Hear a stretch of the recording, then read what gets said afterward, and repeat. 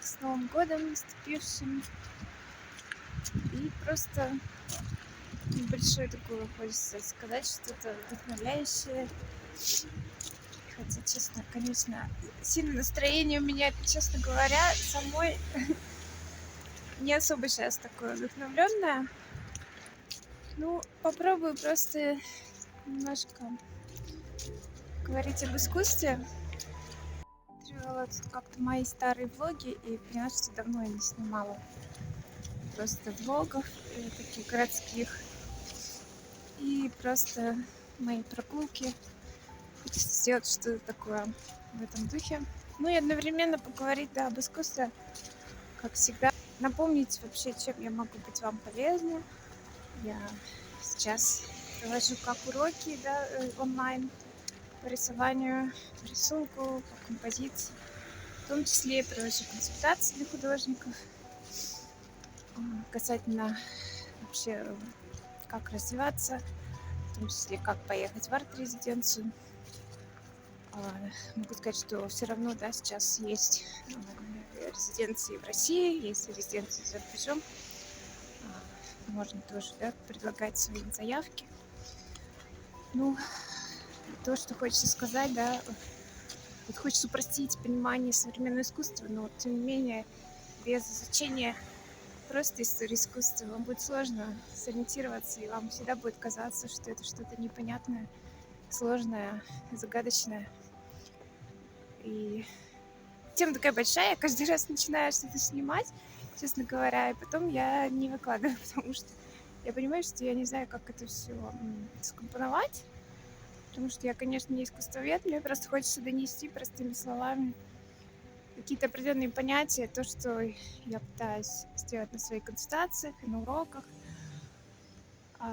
упростить понимание понятий, да, например, что такое инсталляция, что такое проект вот, для художника.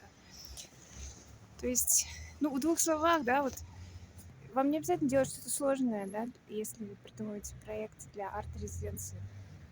Вам не обязательно, опять же, да, чтобы делать современное искусство, вам не обязательно делать какие-то сложные, непонятные вещи. Понимаете? Современное искусство — это то, что происходит сейчас. То есть есть два подхода, да, есть подход к современному искусству как жанру, а есть подход, что это просто то, что мы современным искусством считается то искусство, которое происходит после 45-го года 20 века. Понимаете? То есть вот то, что вы делаете сейчас, это и есть современное искусство. Другой вопрос, еще есть момент актуальности, да, понятие актуальности. То есть актуально ли это, например, да, сегодняшнему дню, сегодняшним проблемам. Это разные вопросы. Но вот вы выходите на пленэр, да, например, если вы классический такой художник и считаете, что вы к современному искусству не имеете отношения, вы выходите на пленэр с этюдником, вы в какой-то степени делаете перформанс, понимаете? То есть вот я хочу упростить эти понятия. Перформанс — это не обязательно, да, там, какой-то танец перед зрителями или, да, в стиле Марины Абрамович что-то делать.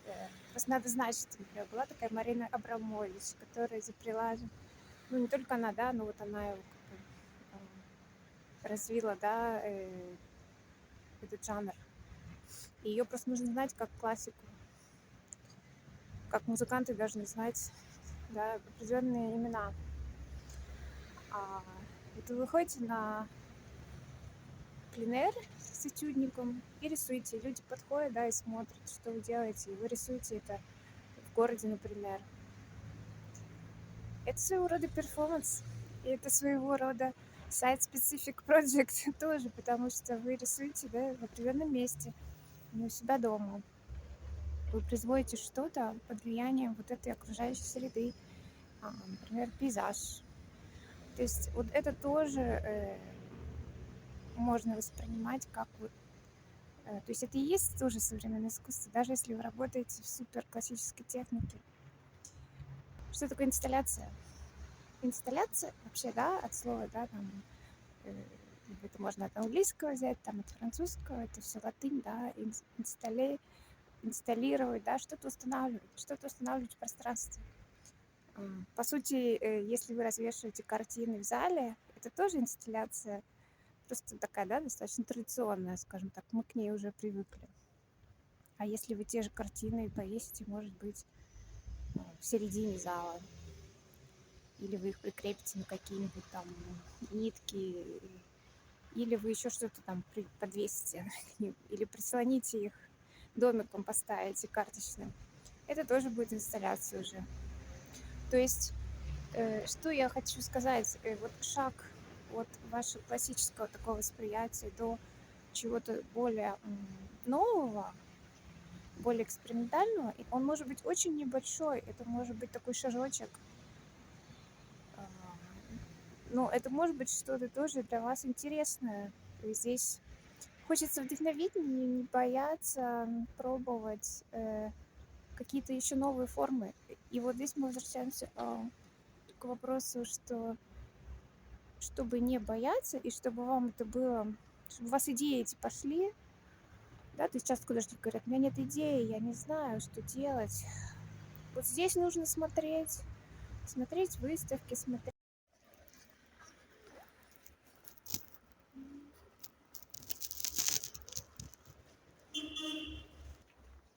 Ничего не остановилась, у меня выключился телефон. Вам не нужно изобретать велосипед, вот в чем дело, да, чтобы сделать что-то. Чем больше будете смотреть, тем больше у вас будет появляться идей. Особенно, знаете, вот эти как раз мысли, я бы тоже так мог, и что тут вообще делать. Вот нужно взять и сделать, значит, у вас оно получится по-своему. Какая-то штука, да, которая, может быть, даже вас раздражает. Вот.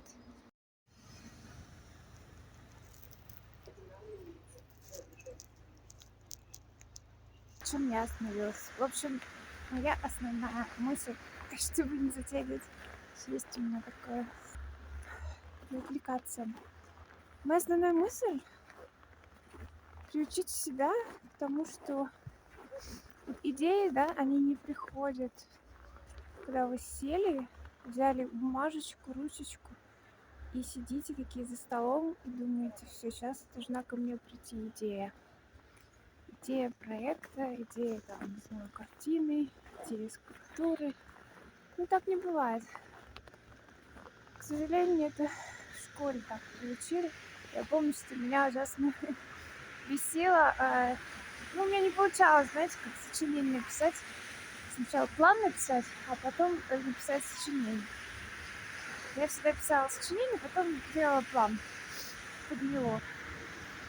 И сейчас я понимаю, что это просто нельзя всех подогнать под один способ мышления, такой, знаете, логически поступательный. Потому что творческий процесс, особенно, да, если мы изучаем биографии художников, писателей, тоже как только, да, они там не говорили, писатели, да, из чего они там собирали свои произведения, из дневников, из каких-то встреч, из знакомых, да, что-то там списывали, художники, да, то есть это вообще очень индивидуальный процесс, но, как правило, нужно сначала что-то замутить, да, какую-то деятельность, то уже ее можно оформить во что-то, потому что всегда будет какая-то генеральная прослеживаться идея о уже существующих работах. Можете сделать такое упражнение, просто возьмите сейчас и проанализируйте вот все, что у вас сделано.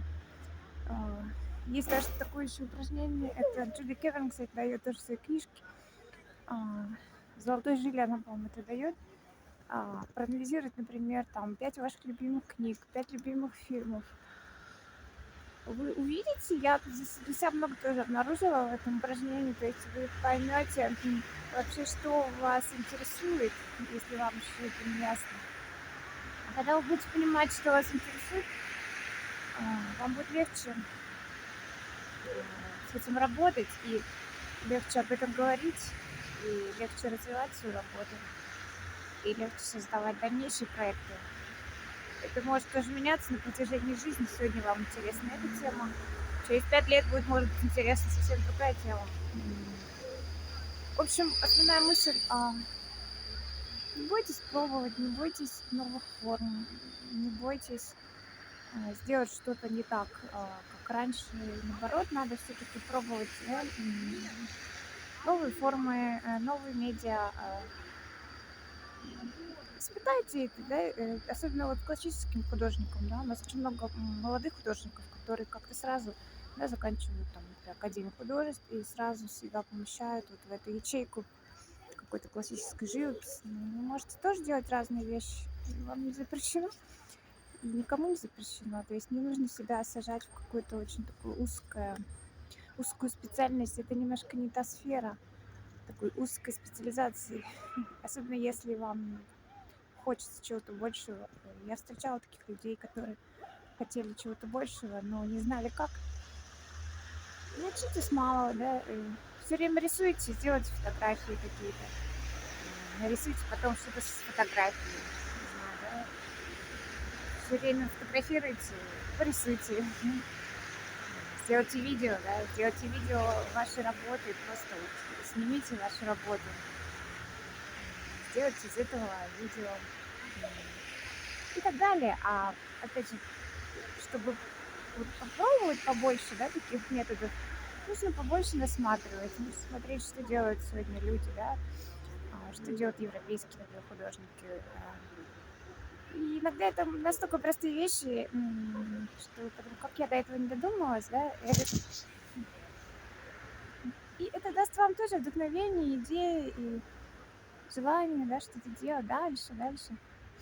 Вот такое пожелание, может быть, немножко обобщенное.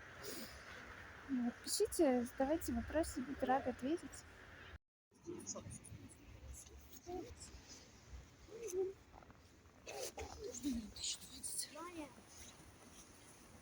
И всем творчества.